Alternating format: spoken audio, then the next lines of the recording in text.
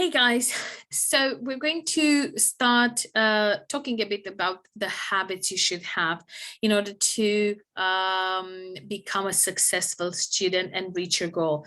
Now we're going to have a few minutes of discussion, or more, maybe actually I should say of me trying to explain to you certain things you should do and you taking action at home. So we're going to have a few of those minutes every day this week.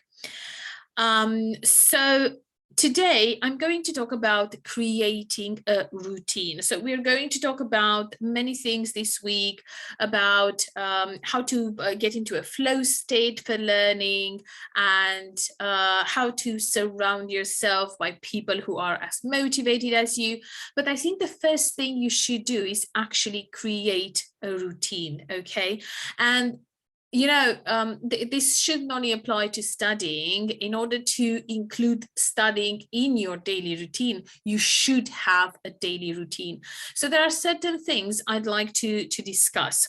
The first thing is if you want to reach a goal, you should plan towards reaching the goal. And that means knowing that you might have to take some calculated risks, knowing that you might have to change yourself a bit and your routine plans and so on.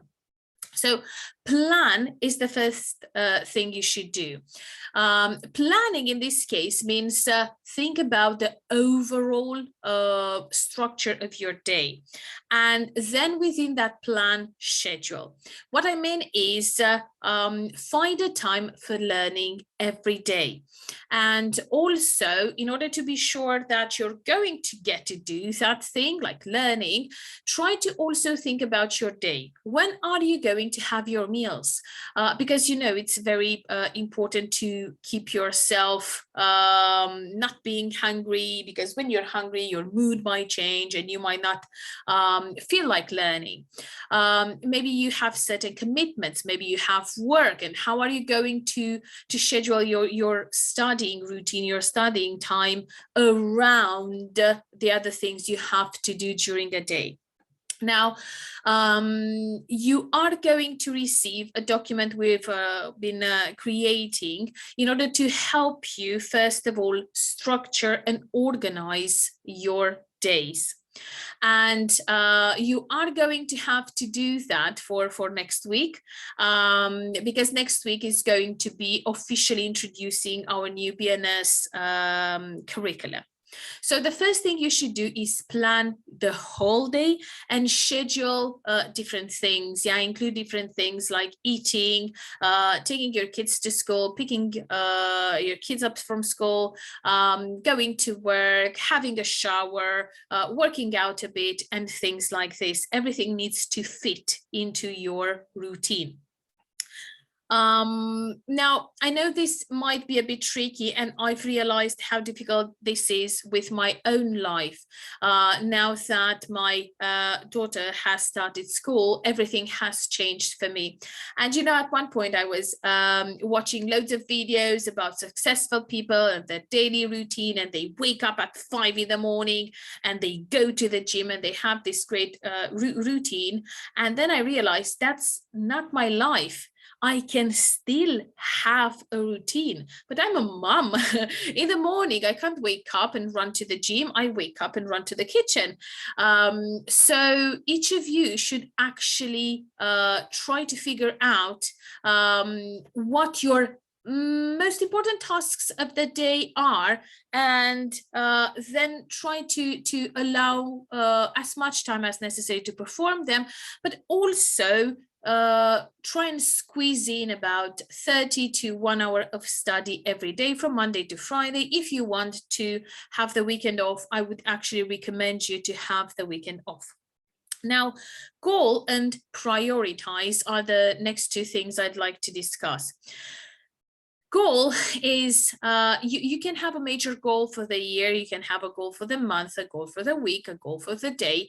If you have many goals, it's going to be difficult to do all of them. Just set yourself one goal for the day. It can be a study goal, and it can be your life goal for the day, maybe talking to friends, catching up with your grandparents, something, but try to have a goal. Now, of course, we're discussing here about studying, so you should have a study goal every day. Like today, I want to do, I don't know, a reading part A, or I want to work on my scheming.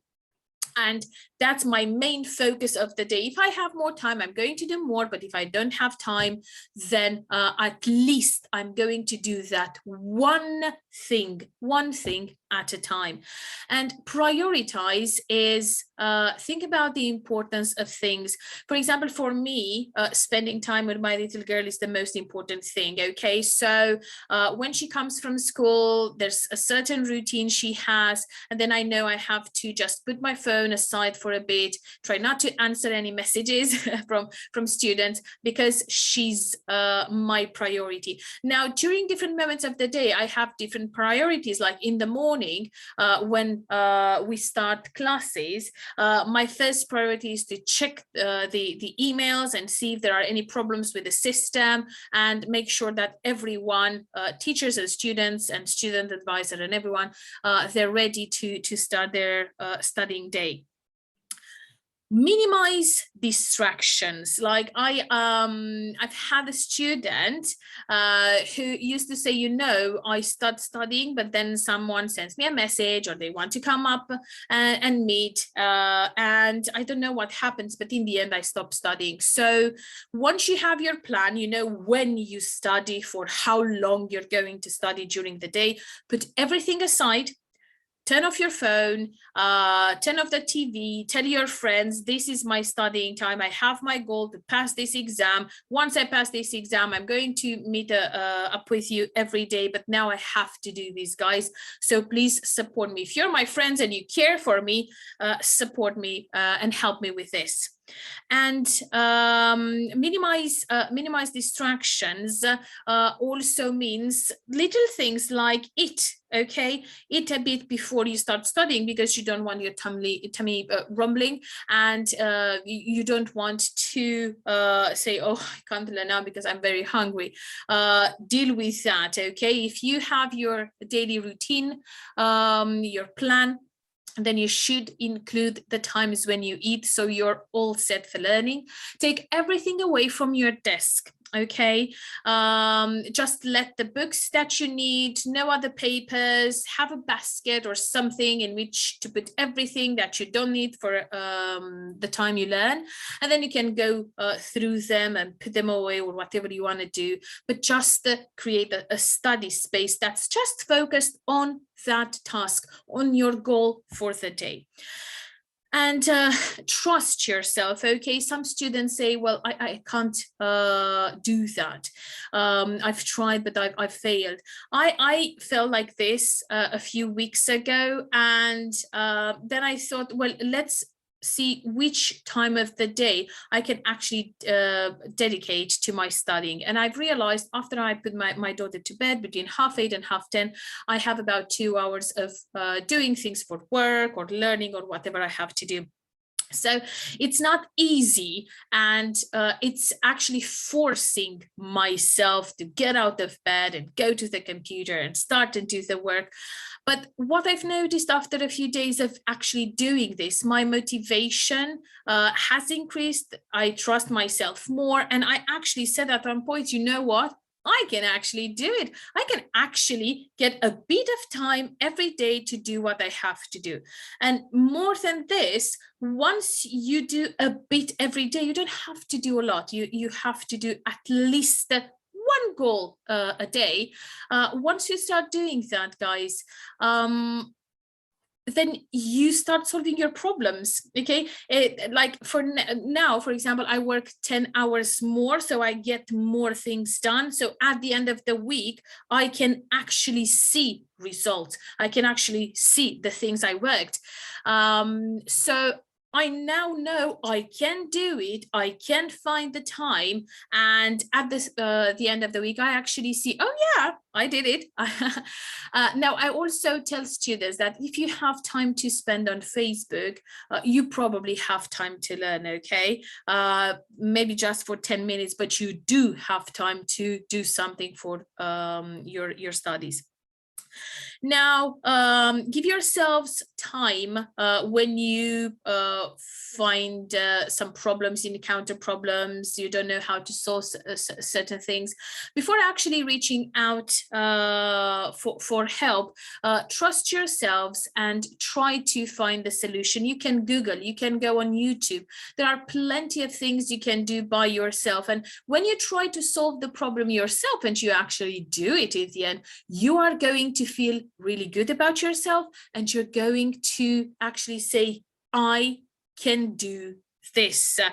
I had a problem, I've solved it, and now I can actually trust myself more that I'm going to be able to nail this. And the last thing, reward yourself. So you are going to get some ideas about things you could do depending on the things you like. You can use stickers like children. You can give yourself a piece of chocolate. You can treat yourself with your favorite TV series.